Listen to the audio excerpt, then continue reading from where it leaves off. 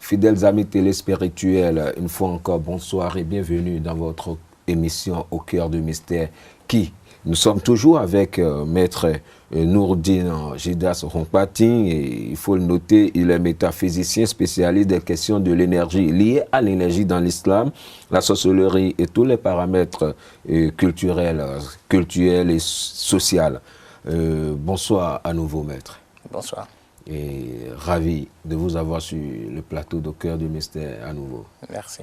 Et pour cette fois, nous allons parler de l'énergie sur une autre forme où nous allons parler du mystère autour de la création de l'être humain, du point de vue énergétique. Maître, un mystère autour de la création de l'homme. Nous savons que nous sommes des êtres humains et la création... Oui, nous sommes des êtres humains, mais pas comme beaucoup d'hommes le comprennent. Nous sommes des êtres de lumière. Et si vous prenez l'histoire de l'homme selon la Bible, dans la Genèse, Dieu dit, selon la Bible, créons l'homme à notre image.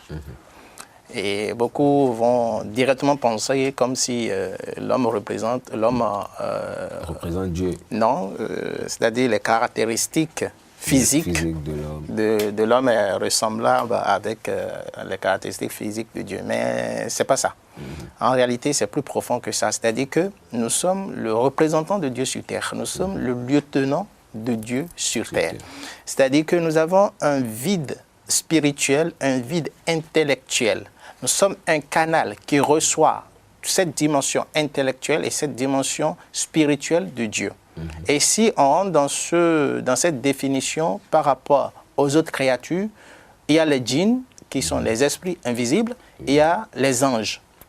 Donc, l'homme à l'image de Dieu, c'est-à-dire que tout ce que les djinns et les anges et les hommes peuvent dépendre de Dieu, l'homme étant un canal par lequel Dieu envoie tout ça. Donc, les anges dépendent de nous. Si nous émettons de la lumière. Je viens tout à l'heure par rapport à tous ces détails. Et les djinns, eux aussi, dépendent de nous si nous émettons une certaine type d'énergie. Positive, bien sûr. Positive ou négative, ça dépend. Parce qu'il y en a, les anges sont toujours positifs, eux ils sont des êtres de la lumière, ils ne désobéissent jamais à Dieu. Les djinns sont des créatures qui ont le libre arbitre. Donc ils choisissent leur croyance.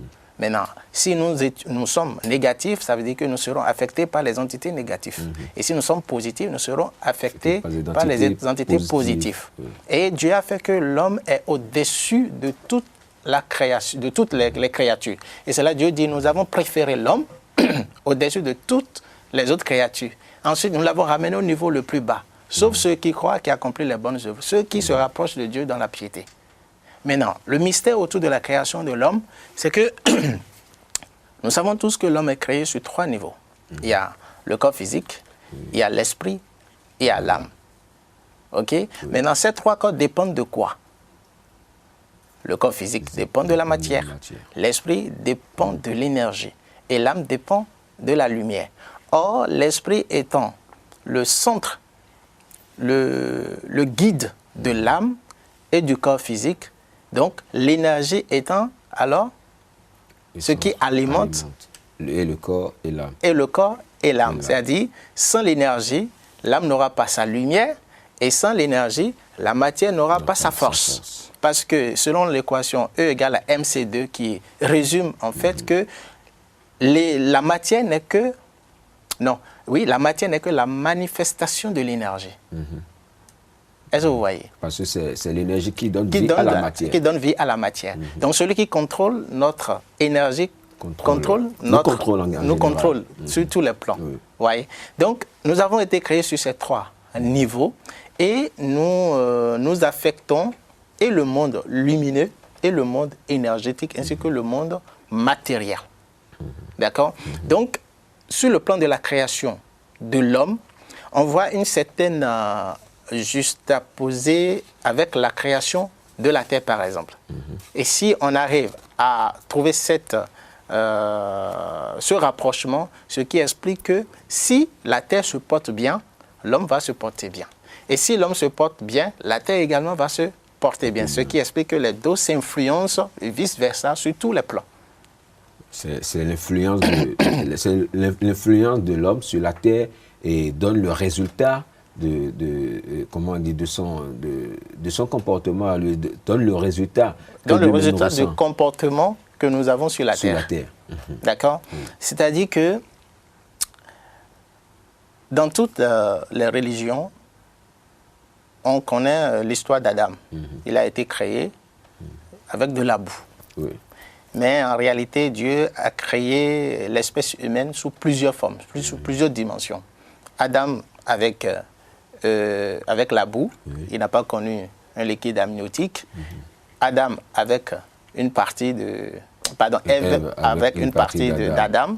Et Jésus, par exemple, a été créé avec une mère, sans père. Oui. Et vous et moi, nous avons été créés avec un père et une mère. Donc l'homme crée. Et Dieu crée l'homme, Dieu crée toujours l'homme à travers plusieurs dimensions. Voilà, c'est sa volonté. Maintenant, on voit que... C'est ça qui fait son immensité d'ailleurs. Oui, oui. On voit que au niveau de la création de l'homme par rapport à la terre, j'ai été surpris par un verset où Dieu cite dans la sourate 41, verset 53, « Nous leur montrerons nos signes dans l'univers et en eux-mêmes jusqu'à ce qu'ils leur deviennent manifestes que c'est cela le Coran, la vérité. » Vous savez, le principe énergétique est identique avec le principe énergétique de l'homme. C'est-à-dire quoi? Il y a ce que les Indiens ils appellent les chakras. Oui, les chakras. Les chakras. En vérité, ce sont des roues énergétiques qui sont superposées au sein de l'être humain et qui sont le long de la colonne vertébrale. Ce sont des points énergétiques qui accumulent toutes sortes d'énergies. Et ces énergies peuvent être positives, comme on a dit, négatives. Ces points d'énergie, ce sont en réalité les points de rencontre de plusieurs canaux, de plusieurs veines ou plusieurs nerfs qui se coincent à ce niveau pour dégager cette énergie. Et nous en avons 7 centres énergétiques majeurs. Au niveau de la Terre, on a constaté également que la Terre est également entourée de ces points énergétiques qui constituent le point de rencontre des lignes énergétiques. Donc là où se rencontrent plus de lignes énergétiques, ça crée un vortex, un centre énergétique. C'est de ça, et vous avez même parlé dans les remèdes par la roquia et l'énergie, les vortex. Les vortex, oui, voilà.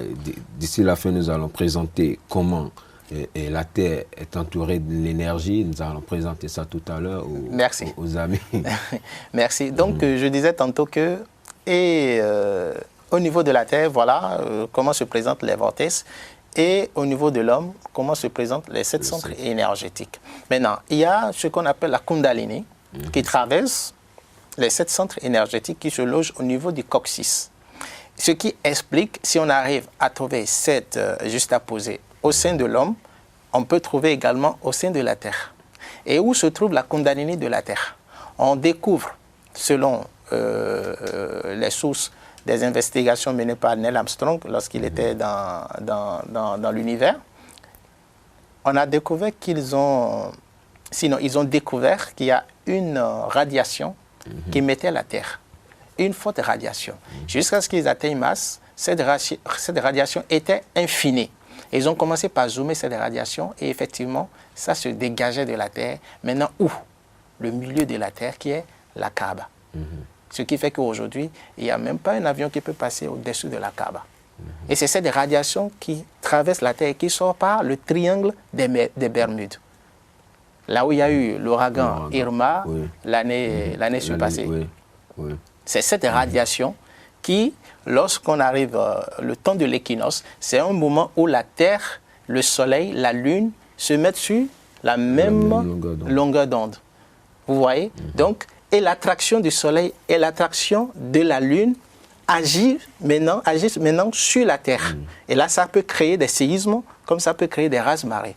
Et ce qui a provoqué l'ouragan Irma de l'année passée. Et j'ai développé ça dans mon 3e livre intitulé Sur les traces de Zulkarnain, l'ouragan Irma sur les traces de Zulkarnain. Maintenant, on ne va pas aller là-bas. Donc, c'est cette radiation que dégage la Terre qui est encore au sein de l'homme et qui sort par la fontanelle. La partie membraneuse qui vibre, par exemple, chez les nouveau-nés. C'est cette radiation-là qui sort par là. Vous voyez? Donc, on continue dans cette découverte et on perçoit que l'homme dégage de l'aura. Et cette aura, ce n'est que la manifestation des 7 centres énergétiques, les 7 chakras qui développent cette aura. Donc, on a 2 types d'aura. Il y a l'aura magnétique, qui est développée depuis le milieu de la tête, qui est la glande péniale, l'endroit le plus magnétique de notre corps.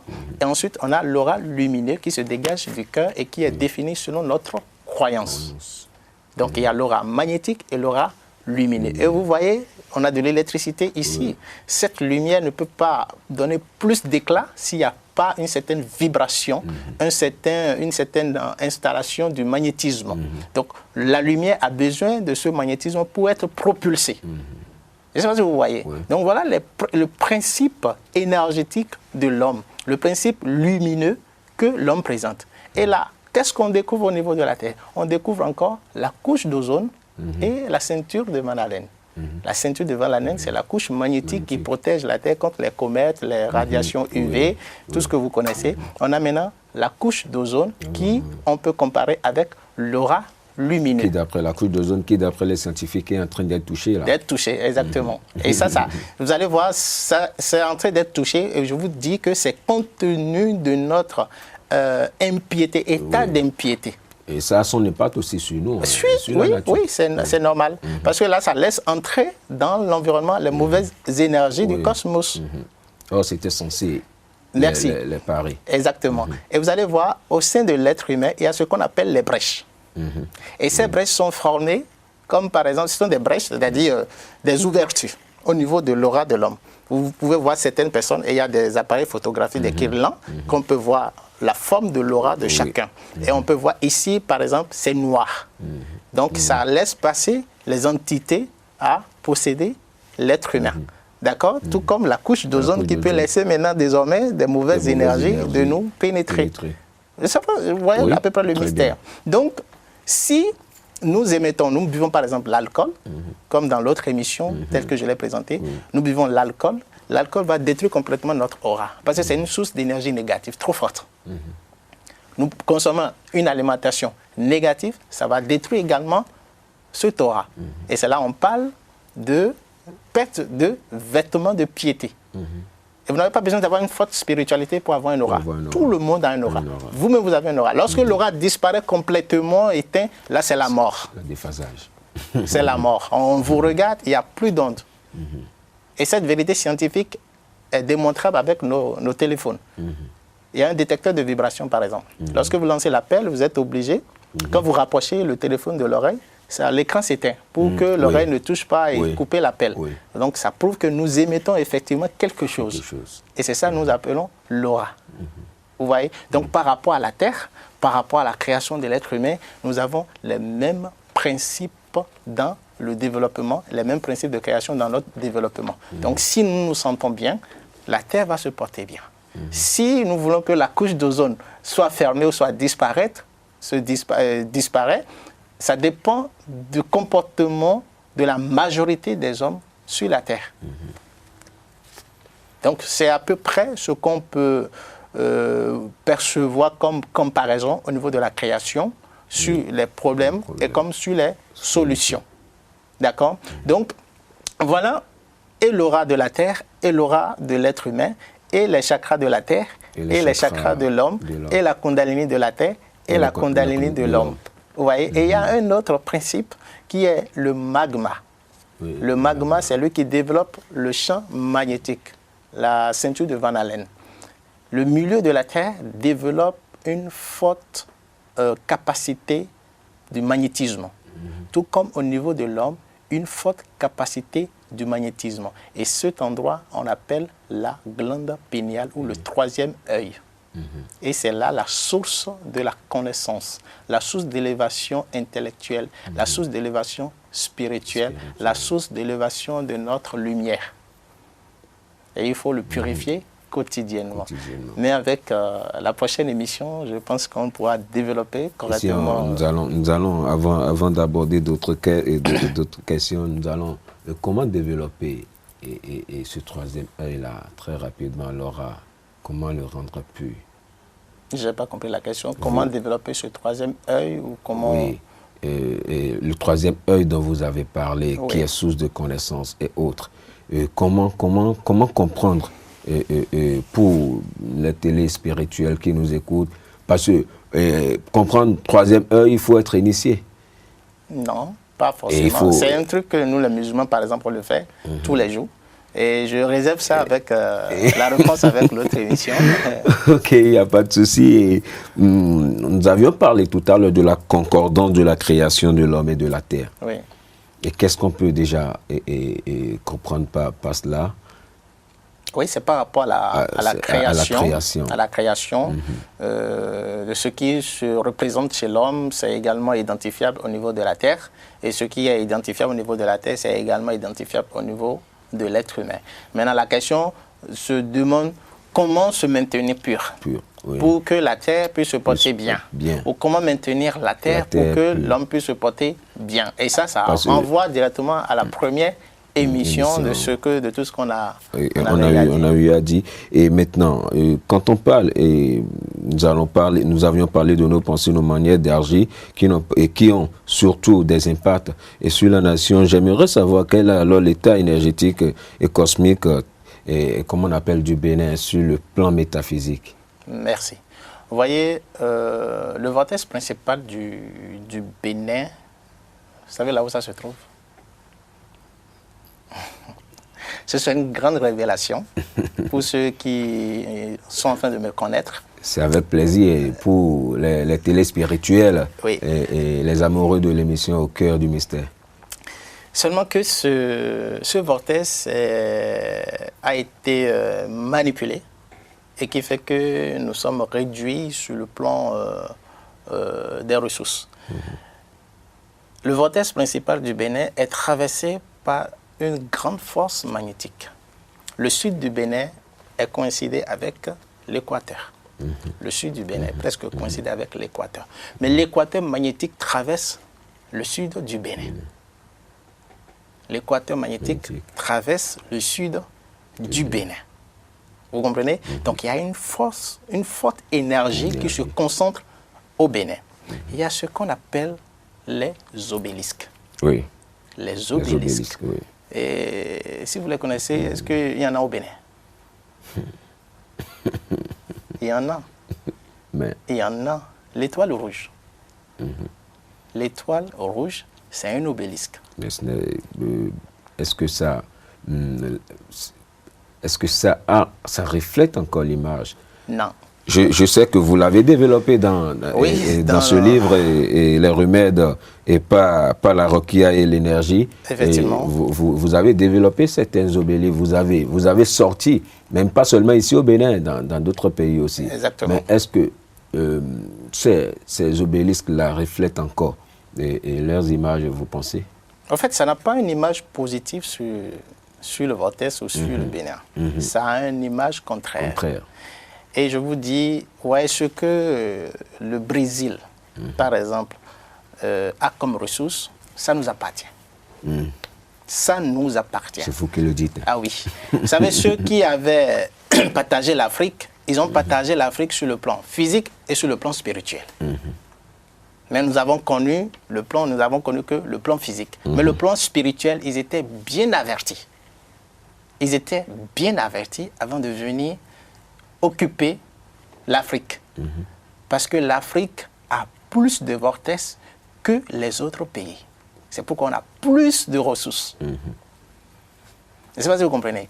Et l'Afrique a moins d'obélisques que les autres pays. Vous allez voir l'Europe. Je ne sais pas s'il y en a des ressources là-bas, mais il y a tellement d'obélisques.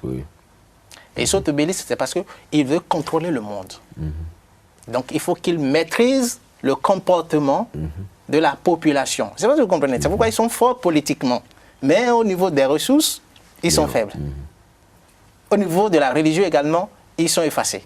Et ça, si vous comprenez. Donc, ils ont réservé l'Afrique comme une source énergétique qu'il faut aller puiser pour pouvoir alimenter leur politique. D'accord? Donc, le Bénin a été manipulé et toutes ces énergies sont déviées vers le Brésil. C'est une déclaration, c'est une... Non, c'est extraordinaire ce que j'ai découvert. Vous voyez cette force magnétique qui traverse le sud du Bénin, sur la latitude comme sur la longitude, a une capacité de nourrir toute l'Afrique. C'est le Bénin se réveille spirituellement. D'abord, l'obélisque qui est à l'étoile, quand est-ce que ça a été planté? Bon, je n'ai pas eu trop de vérité par rapport à cela. Je me rappelle que c'est lors de la Révolution que cela a été planté. Et depuis que cela a été planté, combien d'années après on n'a plus de ressources? On n'a plus de ressources. Essayez de calculer. Que depuis que l'obélisque a été planté, on n'a plus de ressources. Faites le calcul. 7 ans, faites le calcul sur 7 ans après qu'on a commencé par n'avoir que des traces. Alors que nous sommes une citerne de ressources. Même plus que le Nigeria. Comment se présente l'obélisque en fait? Vous voyez, si vous sortez, vous avez un poteau électrique peut-être à côté. Le poteau électrique, qu'est-ce qui est accroché? C'est des fils, des courants électriques qui permettent de distribuer de l'énergie dans tous les... Un peu partout. Et parfois, au sein de certains poteaux électriques, on met un transformateur pour amplifier ce courant énergétique. Vous voyez, c'est pareil sur le plan métaphysique. Le vortex du Bénin amplifie cette énergie pour distribuer dans toute l'Afrique. D'accord? Maintenant, le poteau qu'on a mis là a orienté maintenant cette énergie dans une autre direction. Plutôt que de la partager. De la partager. Et le Bénin est proche du Brésil. Vous comprenez? Donc, ça a été dirigé directement sur le Brésil. Qu'est-ce que le Brésil a et que nous ne pouvons pas avoir? Donc, si le gouvernement, au niveau de la politique de l'environnement, on puisse revenir et comprendre les choses sur le plan métaphysique comme sur le plan physique, au lieu de se cramponner uniquement sur le côté physique des choses, je vous assure, le Bénin va se développer. Le Bénin va se développer. Et nos ressources, nous en avons tellement au Bénin, mais c'est coincé premièrement par cet obélisque, deuxièmement par cette mauvaise éducation au niveau de l'alimentation et au niveau du fétichisme qui est beaucoup plus malheureusement connu, qui salit l'image du pays à travers le monde. Ok, merci beaucoup à vous. Et très rapidement, puisqu'on est en train de me signaler que le temps est en train de nous fouetter. J'aimerais vous poser une dernière question qui est quelles sont actuellement les vagues d'énergie cosmique qui parcourent actuellement le Bénin? Bon, actuellement, nous sommes en train... En fait, le Bénin fait partie des 33 pays et que le diable a scellé dans le déclin du développement de l'Afrique. Sur les 52 ou 53 que nous sommes. 33. Oui, je dis sur les 33. Il fait partie des 33, sur les 52 ou 53 et que nous sommes en Afrique. Puis s'il y a 52 ou 53 pays en Afrique. En fait, je parle sur le plan métaphysique. Métaphysique, oui. Ok. Si vous voulez, je dis par exemple les principaux obélisques qui jouent un rôle de négativité de la Terre ou bien du monde. Le Bénin fait partie de ces 33. Négatives, très grande influence sur le monde. Le Bénin fait partie. Des 33. De ces 33. Donc, chaque fois notre énergie cosmique descend, c'est d'abord verrouillé, désorienté, manipulé. D'accord? Donc, cette énergie peut être une énergie qui va donner un certain éveil de conscience, un certain éveil de spiritualité, un certain éveil de dons que Dieu a mis en nous, un certain éveil au niveau de nos ressources. Donc ça dépend de comment est l'état d'abord de la terre du Bénin et de ses habitants avant qu'on puisse définir quel type de vague qui traverse le Bénin. Vous comprenez? Donc si pour découvrir ce type de vague qui traverse le Bénin, il faut comprendre d'abord au niveau de la politique que nous menons, au niveau du comportement, au niveau de la religion, pour pouvoir comprendre quel genre d'énergie nous traverse. Ouais. Ok, merci beaucoup à vous et merci. Et vu que le temps qui nous est accordé est imparti, n'allons pas cesser de vous remercier parce que ça a été vraiment compliqué de vous avoir sur ce plateau compte tenu de votre emploi du temps, hein, il faut l'avouer, puisque vous êtes à cheval entre Cotonou et plusieurs autres destinations. Merci quand même d'avoir accordé un peu de votre temps aux chers amis téléspirituels. Et je vous ai annoncé tout à l'heure que voici le livre Les remèdes par la Rokia et l'énergie et les vortex et autres. Et vous allez voir, au sein de ce livre aussi, le maître Nourdine Jidas Zongpati a parlé aussi des vortex, des obélisques. C'est là et vous allez comprendre beaucoup sur les énergies, surtout comment ça se fonctionne, comment se positionner, comment ouvrir et permettre à ces énergies-là de venir vers soi. Et merci beaucoup à vous, et maître, à nouveau d'être passé sur cette émission. Merci. Merci beaucoup à vous. Bon week-end et à vendredi prochain pour une nouvelle émission. Bye bye.